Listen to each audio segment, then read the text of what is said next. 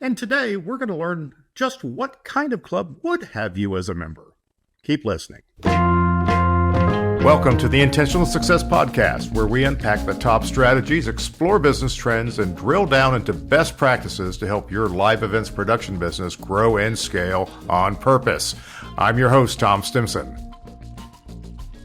So growing up, I was a big Marx Brothers fan.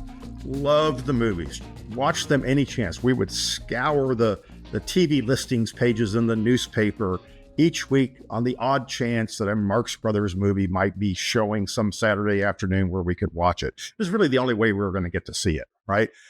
I collected books, biographies, picture albums, anything I could get my hands on. I read everything about every one of the five Marx Brothers.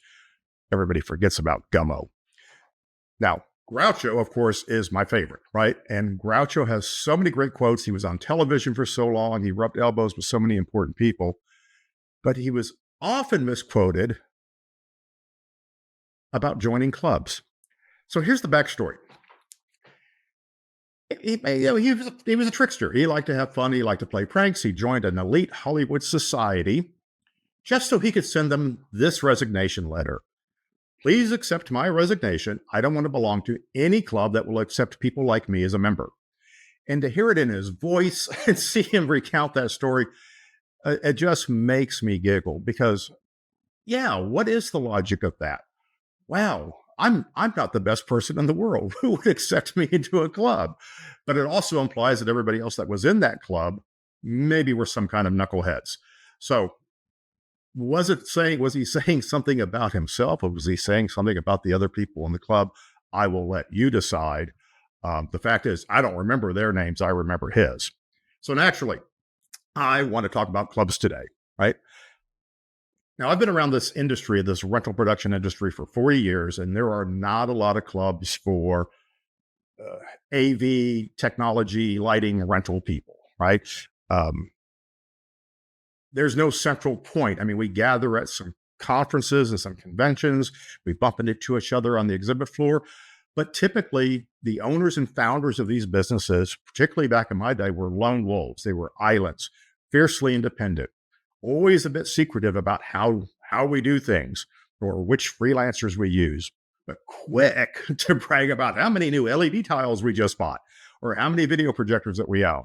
So when I was starting out, manufacturers were the key gathering force. And when you attended something like an Infocom or an NAB, well, the Barco dealers hung out at the Barco booth and went to the invitation-only Barco dinners.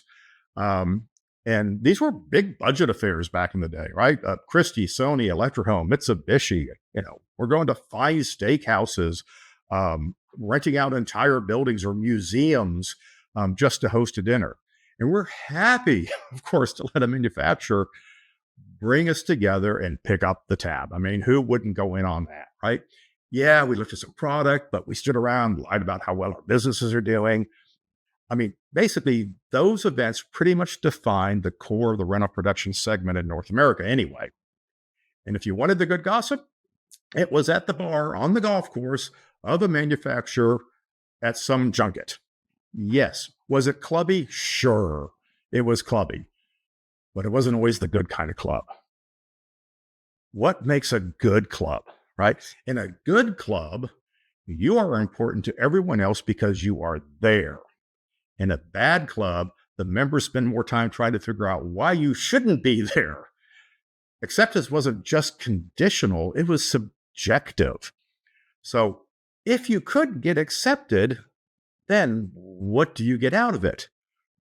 Well, you get acceptance, which means that people will talk to you and you can sift through the BS to see if there's useful nuggets of information that might help your business, get a little gossip. Manufacturer junkets were awesome for that, but they won't help you pivot your business or solve your teamwork issues or sort out your strategic plan or fix your pricing. And in the absence of these events, when we rely on just bumping into people on the exhibit floor, we get encounters with mixed results. Maybe we don't remember what we talked about. We just exchange niceties. We don't get very deep unless you run into an old friend, which is awesome. Now, manufactured junkets became much too expensive to waste on rental buyers about 15 years ago.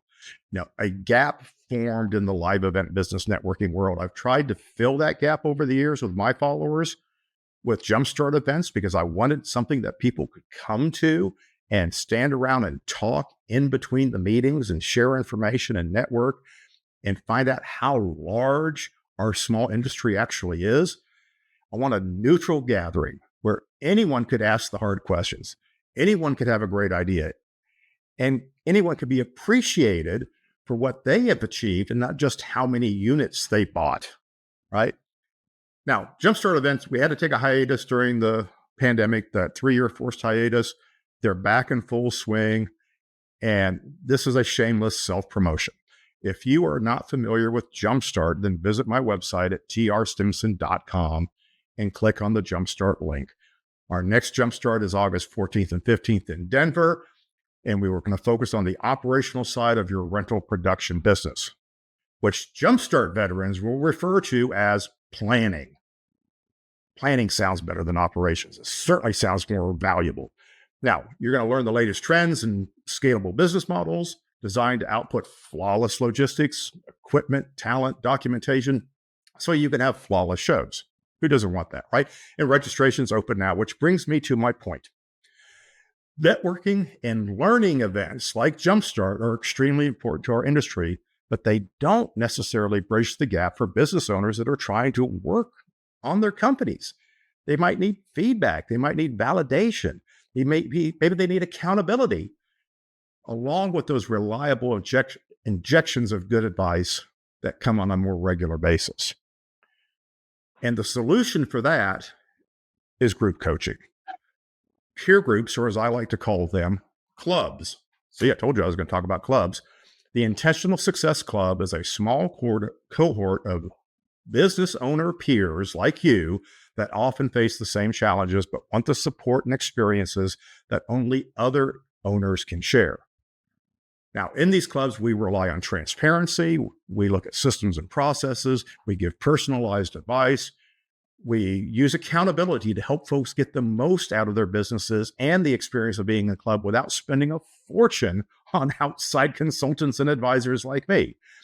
It's the most cost-effective way for me to bring my skills and experience to a large group of people and help them apply it on a regular basis. And it works because I share that with the club and not just individual clients. However, each club member gets one-on-one advice they need to help them personalize their journey to success. So if you're like me, you may not see yourself as a joiner. But what if you joined a club where you're already accepted? Maybe you think your company is too small or not important enough. Why not join a club where every company is important enough? Okay. Now, there are other larger fraternal groups out there that you could belong to. I recommend them as well, but it's not the same as a club that is helping you work on your business on a regular basis. And that's why I'm talking to you. Look, there are no awards for figuring things out on your own. When you retire or sell your business, you don't get a bonus because you never asked for help or never used an idea that came from somebody else. There are no trophies for being isolated or living on an island. And there is no shame in not knowing what you don't know if you're amongst your friends. So find a group of folks that will appreciate you as much as you appreciate them. So if you're interested, step one, well, you could reach out to me and let's have a chat. However, come to Jumpstart, right? Find out just how many people like you there are in this industry. There's going to be over 60 companies in attendance, and many of them will become or are already Intentional Success Club members. And that experience will better inform you of how valuable this could be for you. And then decide what you want to achieve and who you want to do it with. Now, when you're ready, let's chat. I will help you find the best path to help you get there.